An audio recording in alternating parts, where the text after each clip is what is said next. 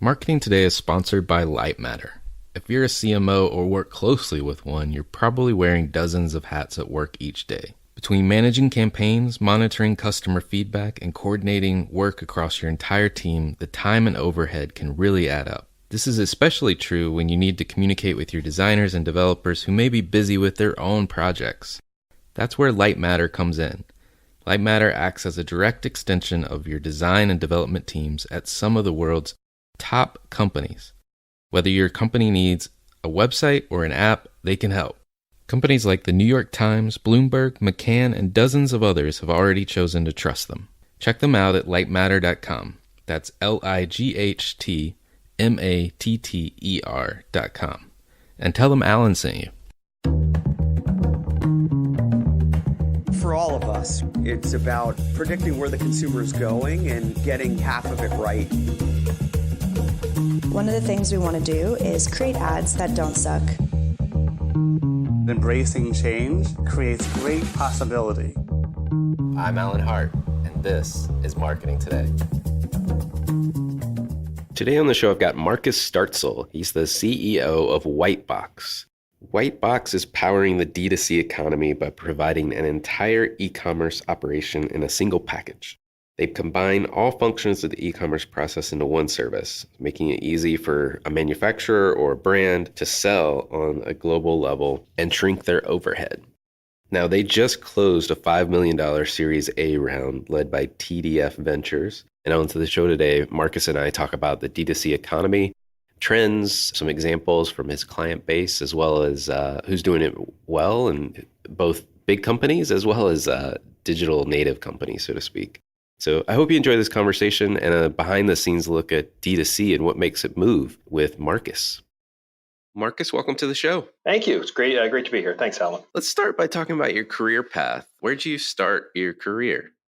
And maybe we can talk about some twists and turns along the way. Yeah, for sure. It feels like a long time ago. As a couple weekends from now, I celebrate my 25th reunion from graduating from the Naval Academy. But I started my career as a submarine officer, underneath the water, nuclear power in a ballistic missile submarine. And I can't think of anything that's further away from my current job today. But I spent 5 years in the Navy as a submarine officer. After separating from the Navy, went to work for an IT technology firm, working for Ross Perot down in Texas. And after a few years of that, I realized I really wanted to get back up to the northeast of the U.S., where I'm from, Pennsylvania, Maryland area, and moved back up to Annapolis, Maryland, and started working at a company called advertising.com. It was my first venture-backed startup experience in the ad tech space, and it was a great success. And it sort of just sent me down a path from advertising.com to Millennial Media to MediaGlu and AppNexus, and then today here, Whitebox. So definitely been a lot of excitement along the way, and started from probably a non-traditional spot most people start their careers from. I've always wondered about, well, one, it's impressive anyone that comes through the Naval Academy or any of the military academies for that matter. It's quite a selective process. But submarine officer, you have to tell me something about that, because I have this envision in my head. It takes a special kind of human being to be stuck on a metal tube deep below the ocean with a bunch of other people in really close quarters. Is that true? Do you do you need a certain personality to be able to survive that? I don't know if you need a certain personality, but there are certainly things about living on board a submarine on a day-to-day basis that for long times underwater, you definitely need to be comfortable with. Certainly the close quarters, the change in atmosphere, the just not seeing the sun or getting a fresh breath of real air for weeks at a time is definitely something to deal with. But I think from my experience in the submarines, I learned so much there. I'm a study of leadership. I'm an engineer really at heart. And it was a incredible experience for me as a 23 or 4-year-old young ensign in the Navy to be driving a $2 billion submarine through the Pacific Ocean with 120 odd crew members counting on me to make the right decisions. Very great deal of responsibility at a young age. And I think that was a great experience for me. On the flip side, the submarine lifestyle or the submarine crew, it's a very close-knit experience. Like, you're literally in a hostile environment, surrounded by water, hundreds of feet below the surface. And everyone from the captain to the lowest recruit really, quite frankly, can save your life. And we count on each other that way. And I think from the earliest days of my career, although it was very hierarchical, very much driven by chain of command, there was a camaraderie and an understanding that we are all part of this bigger system. And it was a really, quite frankly, a great career foundation when I transitioned over into the civilian world. Yeah. Well, let's talk about the business world and the civilian world. I mean, so I should say, one, congrats on being named CEO of Whitebox earlier this year and the recent $5 million Series A raise. So maybe one, congrats. And two, maybe can you describe what Whitebox is for listeners? Yeah, for sure. First, thank you very much. I'm very excited to be here at Whitebox. It's just an amazing team trying to do amazing things, and that's a recipe for success. But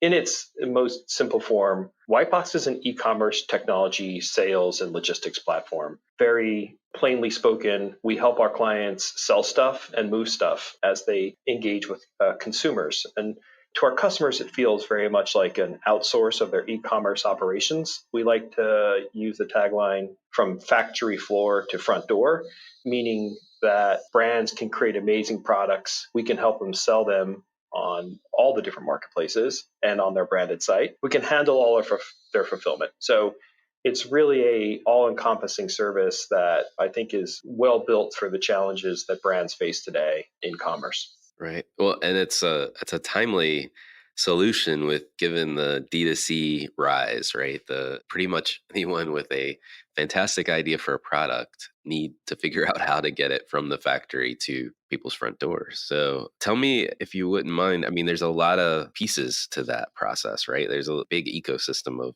potential providers, not to mention there's factories, there's the logistics, the transportation solutions, marketing agencies. What role, I guess, does Whitebox play in all of that? How do you operate in the ecosystem? Yeah, that's a great question. And I think if you zoom out and really look at what's happened over the past 5 to 10 years, just in consumer behavior, the world of e-commerce has changed the way people act, and it has given so much choice to the consumer. If you're a consumer and you want a bottle of ketchup, you could go to the grocery store. You could order it online. You could order it through Instacart. You can order 2 bottles. You can order a variety pack to get it with ketchup, mustard, relish, mayonnaise. The choices are endless, quite frankly. And what that does is places a lot of strain on the actual brands that have to have the ability to service all of those different demand channels. It's not like it was 75 or 50 years ago where a good brand, whether it was a portfolio of brands like a major CPG or a D2C brand, which only had one product, I guess 75 years ago, the concept of D2C was probably much different. But really all you had to do was get pallets to your distributor, and your distributor would take care of everything else. There was no internet. There was no direct to consumer in that way. And quite frankly, the world has changed. E-commerce has changed everything. But if you look at the supply chain and many customers and the business models set up to support those supply chains, it's very, very much still operating on old warehouse management procedures, processes, and systems. And the days of being able to think about your supply chain and your marketing strategy differently or separately, I think are over with modern commerce. And I think that's the role Whitebox fundamentally plays, is to take all of the promise of e-commerce that's already been delivered to consumers and create modern commerce solutions for our brands, both consumer packaged goods, large brands, and direct-to-consumer brands. Got it. And well, so it is a complicated world. What do you feel like are the big trends or things that are facing, I guess, D2C marketers? And then maybe we can talk about CPG too, the traditional guys. Yeah, I think that's a great question. And I think the biggest trend that's facing both of those classes of brands are the changing nature of the marketplaces, both the power of Amazon as well as the growth of marketplaces outside of that. If you look at the space today, about 62% of all e-commerce sales that happen in the US happens on Amazon.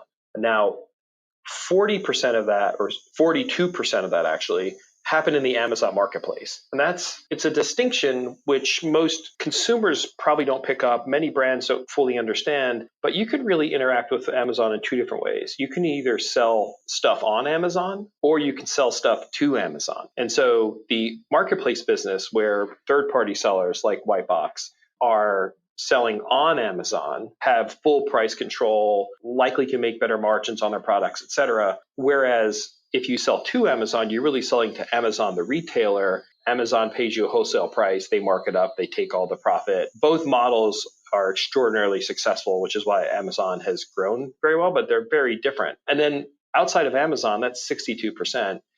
Another growing trend, which I think is going to essentially bring on the new dawn of e-commerce, is companies like Shopify, where they have all sorts of tools available for direct-to-consumer or large brands to set up direct-to-consumer.com sales engines, which is amazing. That's almost Shopify is 10% of the e-commerce market.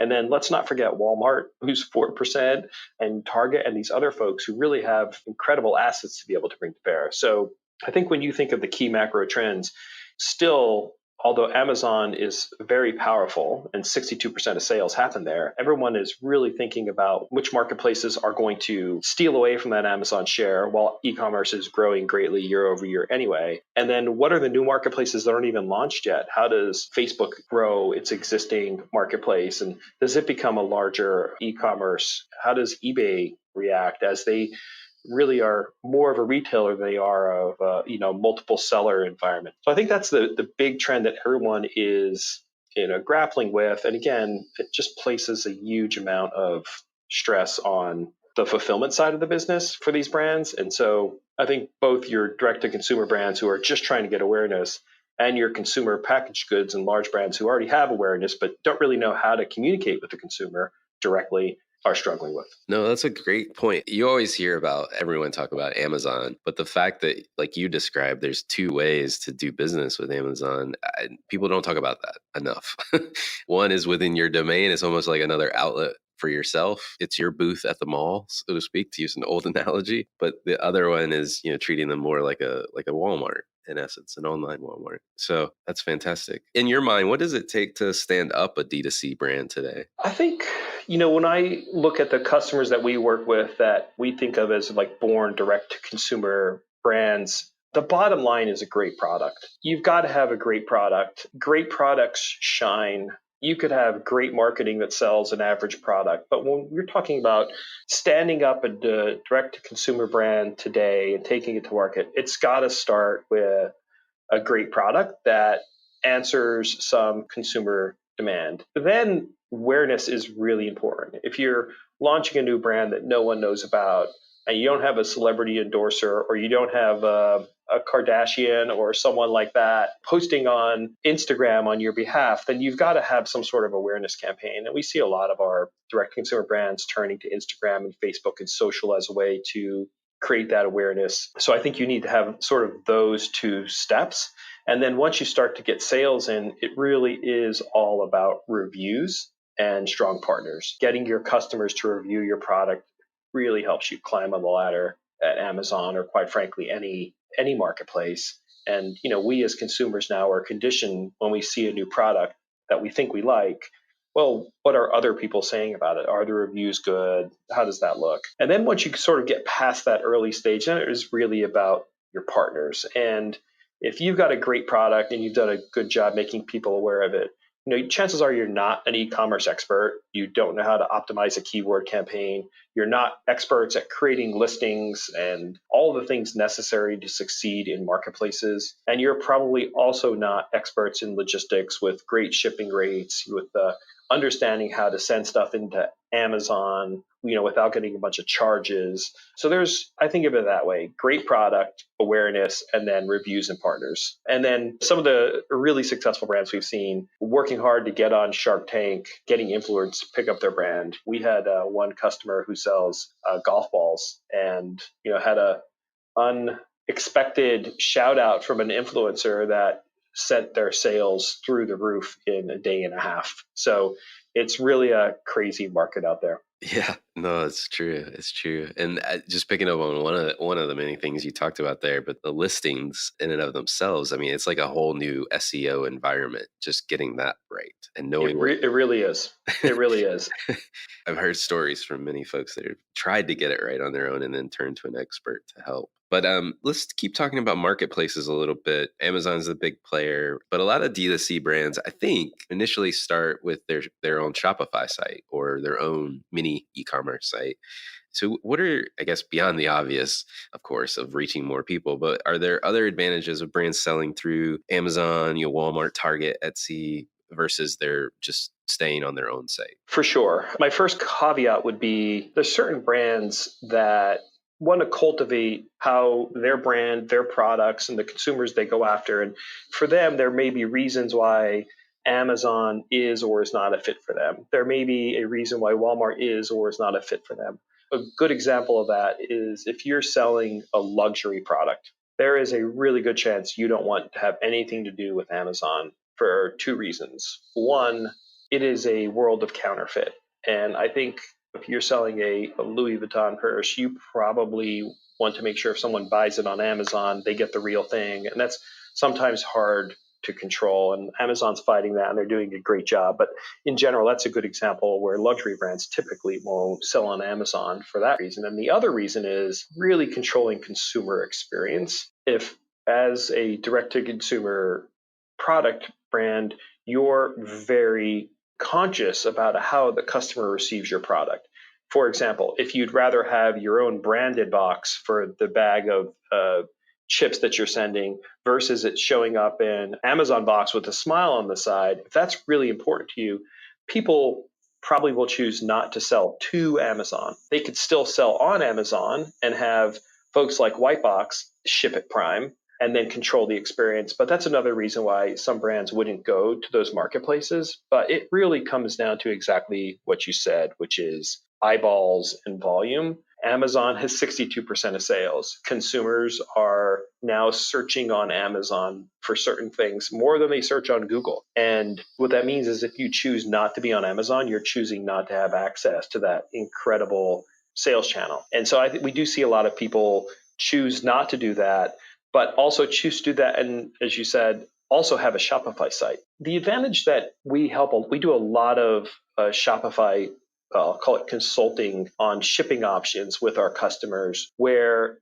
we have an understanding through just across all of our business base, how consumers think about shipping, what they would pay for shipping, the types of ways to incentivize using free shippings to incentivize more purchases on their Shopify sites. And what we find is obviously you can control the experience. You can probably make better margin by selling it yourself. And if you've got a partner like Whitebox, as an example, we can get it out to the consumer just as easily and inexpensively and quickly as you can had you sold it to Amazon. So it really creates a lot of flexibility in the brand has to actually push more Shopify. I think it's a big challenge probably every direct consumer brand has faced when they're trying an advertising campaign and they have to decide, do I send them to buy on Amazon or do I send them to buy on my Shopify.com site? And it's not, you would think, well, have them buy on Shopify, then Amazon doesn't get a cut. But it's not that simple, because then you have to think about how am I actually going to get this product to the consumer? And do I have enough inventory for me to fulfill via Shopify? Do I have the 2-day or 1-day shipping options on Shopify because my third-party logistics company can support that, or it's too costly for the consumer? Or would I rather push it to Amazon because I know I've got a bunch of inventory in Amazon and it's going to cost me a little more, but I'll be able to support it if it really takes off? So there's a lot of balances you've got between Shopify or Amazon. And I think it really just comes out like how the brand has launched. And if they're already available in stores, going to Amazon is probably a pretty easy step since sort of used to that wholesale model. That makes a lot of sense. I mean, I'm envisioning, frankly, and maybe I don't know if you use this in your sales pitch, but this is a freebie if you like it. Thank you. I'm right. I'm taking notes. It's like a strategic option, right? To pick a partner like Whitebox, right? Because you can essentially have all of these various channels available to you. And, as things shift, the landscape shifts, you can shift your approach and shift your strategy. And you guys have, it sounds like, figured out the minutia. So it's not this huge learning curve. So it truly is like a variable cost strategic option for somebody. It really is. And I think, just to go back to one of the earlier questions you asked about the role we play and the different solutions in the ecosystem, one of the huge advantages our customers benefit from, because we're not just an e-commerce logistics company, and because we're not just an e-commerce ad agency, we do both sides of that. Once we start working with a customer and their products are in our warehouse, we have so much flexibility to help them with demand. So just to make the numbers easy, if we had 100 units and they were selling on Amazon, on Shopify, on Walmart, and drop shipping to, let's say, a retailer, we could utilize the inventory that we have available both here in our warehouse and we've got in Amazon to basically optimize and make sure that they're always live and never miss a sale. Like, the ability to fulfill a prime order out of our fulfillment centers or let Amazon fulfill it based on what's best for the client from a cost perspective, but keeps the end consumer getting it at the same time, is super valuable. That's a huge, powerful thing to have in your toolkit. Well, a couple more questions on D2C. If you're thinking about independent D2C brands, there's tons of them out there. It seems like more and more every day. How do you think they should maintain their competitive edge, if you will? I mean, there's a lot of threats like copycats we talked about a little bit earlier in the luxury market, but I'm sure there's other things too. Yeah, I do think it comes back to having a great product. And, we had one of our clients visiting us the other day, and, they make gluten-free flour, and they have a phenomenal product. It is painstakingly researched, great ingredients, and they've been doing it probably longer than anyone. And in the natural foods market, gluten-free and otherwise, there's been so many new brands that have popped up. And I think having a great product is where it starts, because you create that following around people who want to come back to your product, even if they trial other potentially lower cost items. And I think to remain competitive, you still have to be able to get your products, regardless of the category, to your customer at a fair price, where even a lesser product at a lower price doesn't replace that buying habit. And so I think controlling costs and capturing opportunities is probably, I think, how you remain competitive. And capturing opportunities is offering different shipping items, engaging with consumers. My gosh, reviews are so important, so important to get the rankings and also to make other consumers feel comfortable. And so I think keeping the product great, watching the cost, and looking for opportunities and sales channels, whether it's through partners or their own investigation, is probably how it takes to remain competitive. It's a very fast changing space out there with point solutions in almost every element of the value chain. And just continuing to challenge, is the setup I have today the best setup for me to grow?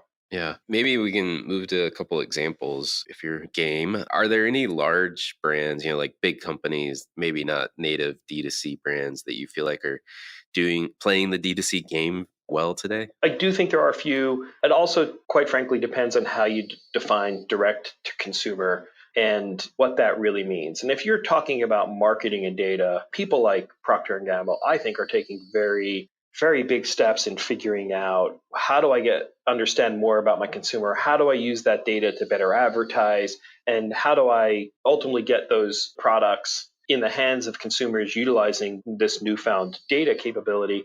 But however, I don't know that I know of a big brand like Procter & Gamble who really knows how to get that bar of Ivory soap in the hand of the consumer, bar of soap at a time. Most big brands I see are using agencies, as you spoke about, who have expertise in SEO to also help on Amazon. And I think it gets them there. But again, it's just marketing for them against a wholesale channel where they've likely sold to Amazon. McCormick, who's a spice company that we work with, they have what they call sellable moments, where they're working with customers who are experienced. And like, if you're baking or cooking, I wouldn't call it a personal relationship with the spices, but really it's a very powerful, you have a different relationship with spices than you do with your bar of soap, as an example.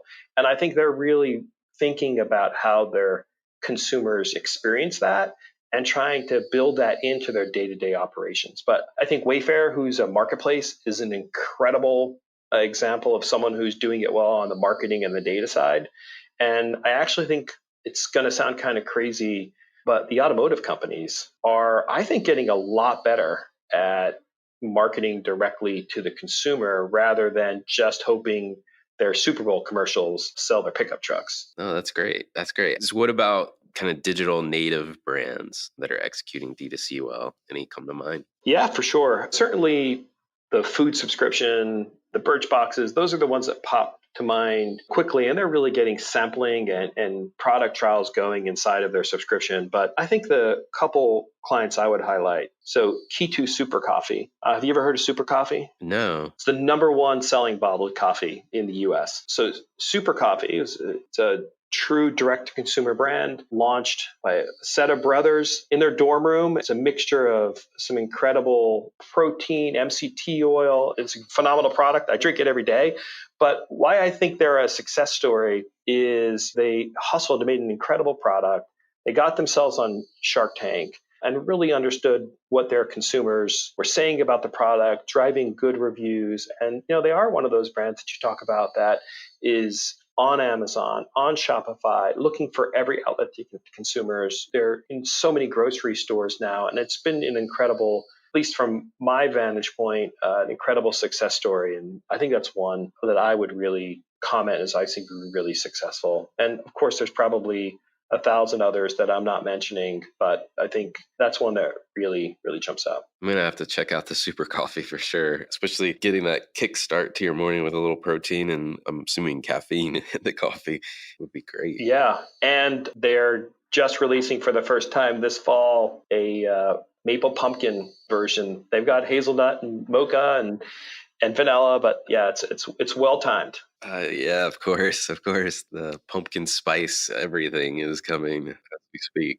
Well, switching gears a little bit, I love to get to know the person as well. And we've talked a little bit about your Navy background, but one of the questions I love asking is, is there an experience of your past that defines or makes up who you are today? Yeah, I think a lot of who I am today certainly comes from my family and even from a young age. I think I had a father who really taught me the meaning of persistence and not quitting. And hey, Marcus, you're a great pitcher. Don't give up pitching because you're having a rough spot. Work through it, get your control back. As soon as you can paint the corners again, then if you don't want to pitch anymore, quit. But don't quit because you think you can't do it. My mom, who I think really taught me empathy, and ultimately my wife and kids who keep me focused on my priorities and are really, quite frankly, what I think of as, my priority. But, I think one thing I would say for sure is my experience at the Naval Academy. You think back to being a college-aged kid and going to a military academy. A lot of people get that experience, but you're really put in a place with a really amazing set of people, very smart folks, very athletic, and all leaders in their own right. And I think the key thing that I learned at the Naval Academy was, like, last year there, I was essentially chosen as company commander, and I am now responsible for folks that I had spent 4 years with. And it was an incredible learning experience for me to lead a group of peers ultimately who I'd become great friends with over the times and trials that we had at the Naval Academy. And it's not the type of role you can go into and be a dictator or direct. It's really helped me hone my leadership experience of like bringing people along with me rather than dictating how things should happen. And I think the other thing that I took away, and everyone who's ever worked for me who is listening to this will know what I'm about to say, but my motto is shipmate self. And I learned that at the Naval Academy. And what it truly means is every decision I make, no matter what role I'm in, is what is the best thing for the ship or the company. And it's only after that do I then think of how it affects my shipmates, my peers, the people that work for me, other folks inside the company, and then certainly last, how it benefits me. And I think that's been a decision-making priority for me for my entire career. And yeah, I think that was a really big learning for me. And then, certainly a lot of engineering experience on board that submarine and leadership opportunities that I just think shape the person I am today. Yeah, no, it's fantastic. And I feel like every young person should have that opportunity where they are then responsible for leading their peers. because to your point, it's a life-changing moment. I didn't do it in a setting like the Naval Academy, but it sounds maybe a little cheeky on the heels of your experience. But in Boy Scouts, a very similar thing happens where you're hanging out with your buds, and then the next thing you know, you get tapped on the shoulder to be the patrol leader, right? And to your point, you're young and you're having fun with these people, and now you need them to do what you want them to do. And it's not as easy as it sounds because you've got to lead with all the extra things that you didn't even know you could do. Yeah. And one specific example, I remember when I was company commander and my company officer came to me, who was a, Marine, just gotten back from Iraq. And he was like, I think we need to take everybody for a run. Let's take the whole company for a run. I'm like, that's awesome. If you're looking over the schedule over the next couple of days here, there really isn't any time to do it. And he was like, how about 5:30 tomorrow morning? I was like, oh, yeah, I mean, I guess that's technically open. We're not supposed to work out before then. He's like, what are they going to do? Send me back to the desert? Let's go running. And like having to explain to all my friends and get everybody behind that decision was certainly one of those challenges. Yeah, for sure. For sure. Yeah, wake up and we're going to run you to death tomorrow. So, yeah. Well, good. What advice would you give your younger self if you were starting your career over again? Oh, I think my advice to myself would have been just be more confident in your talents. You can do much more than you think. My career, I've had the opportunity to do step up jobs and take on roles that I didn't have the experience for or didn't think that I could do. And it worked out just great. And they were some of the best times in my career, going from just a salesperson to running sales for Millennial Media and then running the North American business for Millennial Media up and through the IPO. I wouldn't have thought that that was something that I could do. But I would go back to younger Marcus, who I think was probably a bit too cautious, and tell him to take more risks. That being said, current day Marcus is fortunate, has a great set of friends and family, and maybe if I had taken risks earlier, I wouldn't have got to where I was today. So at the end of the day, I think I would just say, be a little bit more confident in your talents. Got it. Well, what fuels you? What keeps you going day to day? Oh man, I want to win with the team. And every day I walk into this Whitebox office and I see the opportunity in front of us. E-commerce is growing amazing. Direct-to-consumer brands are launching every day.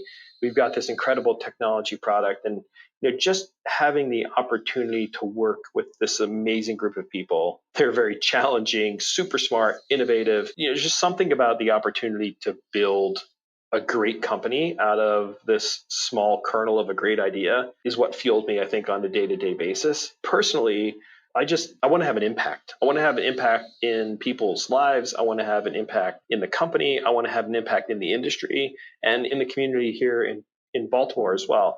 And so I think personally, I want to get up and every day. I think we all want to get up every day and know that what we do is being impactful and helping people's lives or changing people's lives or creating opportunities or experiences that didn't exist before. But when it really comes down to it, man, I love to win with the team. And I think that's what fuels me. Well, I've got two more kind of marketing related questions for you.